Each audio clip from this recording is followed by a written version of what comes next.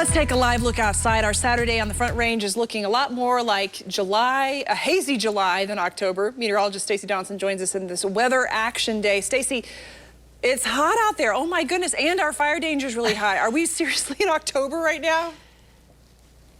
Right? It doesn't feel like it. Early this morning, I was out walking the dog and I thought, wow, this is what our high should be right now at 8 in the morning, instead of we're going into the mid to upper 80s for afternoon highs again today. So we've been hovering around record highs here for a couple of days, instead of being where we should be in the upper 60s for highs. Now, in through the rest of tonight, we'll have smoky conditions and we'll have temperatures very comfortable. They'll be mild, but even hotter than what it should be this time of year for our afternoon highs. As we drop into the 60s by 9 o'clock and even into 11 o'clock, we'll have 65 degrees. I also wanted to share a few photos that we got on our Facebook group, Our Colorado Through Your Photos. You can search that and join the group as well and share some of your photos. Audrey said, wow, never have I ever walked on the bottom of Barr Lake. It is empty at this point. And Zach sent in this photo. He went and hiked early in the morning to be able to get this perfect shot as the sun was rising. I just love the colors of all the trees changing. And Tammy sent in this photo, said just a typical day in Colorado, from boots to Crocs to sandals, all in one day.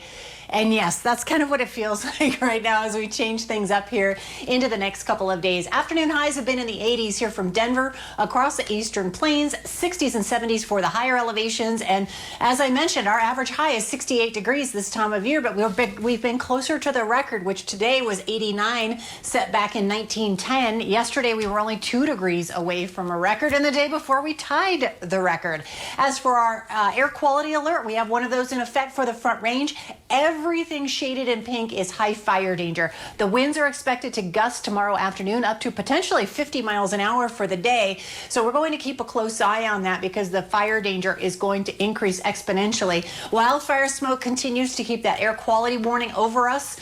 In through tomorrow, we still have quite a bit of smoke here for the Front Range, the Plains, and of course up towards Steamboat and Walden. Now tonight in Denver, temperatures will be comfortable. 74 by 7 o'clock, 68 by 9 o'clock, and very mild conditions. Our hourly planner overnight keeps us mostly in the 50s and 60s.